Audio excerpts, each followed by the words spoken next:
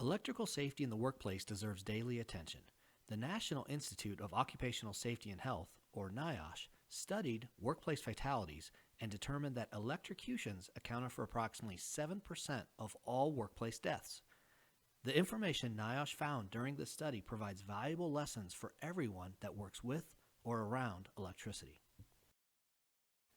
What NIOSH found is that younger males die most often. The victims ranged in age from 17 to 70 years old. 99% of them were men. 64% died before the age of 35. 99% of the incidents involved alternating current, or AC. New hires need to take the most care. 41% of all victims were on the job for less than 1 year. Construction workers had the highest percentage of electrocutions at 40%. Utility line workers typically receive extensive training in electrical safety, yet they had the highest number of fatal injuries. 55% of lineman fatalities were caused by failure to use required PPE. Avoiding electrical shocks both at home and at work requires awareness. The human body has low resistance to electricity, making it a good conductor, like most metals. Unlike metals, however, the human body does not respond well when electricity passes through it. Physical results include thermal burns, disruption of normal heart activity, severe muscle contractions, and even death. The most common and serious electrical injuries occur when electrical current flows between the hands and feet. Placing an insulator between the energy and the point of physical contact is one method of protection. Porcelain, rubber, pottery, and dry wood offer substantial resistance to the flow of electricity and are therefore good insulators. Here's a partial checklist of basic safe electrical practices to keep in mind to prevent occupational electrocution.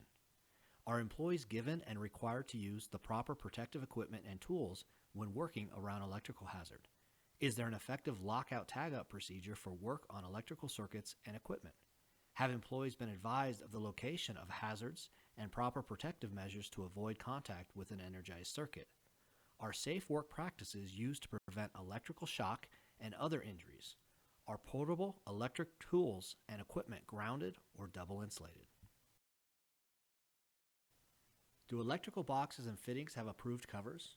Are all extension cords and tools plugged into a GFCI protected outlet? Are damaged, defective, or frayed electrical cords replaced promptly? Are electrical installations in hazardous locations approved for those locations? And lastly, is your electrical system regularly checked by someone trained in the National Electric Code? Some extension cord safety tips include never pulling an extension cord by the cord to remove it from the wall. Remove it by the plug. Avoid plugging two cords together to make a longer one.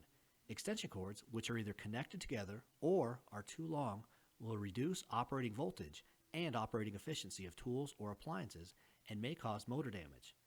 They should not be placed under rugs or furniture and should never be strung through doorways, windows, walls, ceilings, or floors. Cords should be protected from vehicular traffic. Inspect them regularly for wear and replace defective units to prevent fires or shock. OSHA regulation requires that the path to ground from circuits, equipment, and enclosures shall be permanent and continuous. Many times on a construction site, due to the frequency and severity of use, the ground prong on cords has been accidentally or intentionally broken off. The hazards of not having a continuous ground are numerous, including electrical shock, with injuries ranging from minor burns to death, fires or explosions resulting in property damage and potential injuries, falls from employees being shocked and falling from elevated places, and also struck by hazards from a handheld tool that was dropped when their user was shocked. GFCI stands for Ground Fault Circuit Interrupter. The GFCI is a fast-acting safety device that senses small imbalances in an electrical circuit caused by the electrical current leaking to ground. If this imbalance occurs, the GFCI shuts off the electricity within a fraction of a second. A GFCI does provide protection against a grounding fault, which is the most common form of electrical shock hazard. A grounding fault occurs when a hot wire comes into contact with a grounded enclosure. The GFCI cannot protect you from line-to-line contact hazards, for example, holding two hot wires or a hot and neutral wire in each hand. GFCI shall be provided for all 120 volt, single phase, 15 and 20 amp receptacle outlets being used on construction sites. A GFCI device must protect any electrical tools or equipment plugged into extension cords. The insulation around a flexible extension cord conductors can be damaged through hard usage or excessive wear. If the hot wire conductor of an extension cord were to come into contact with the grounding wire conductor, a ground fault would occur. GFCI should also be used in wet environments.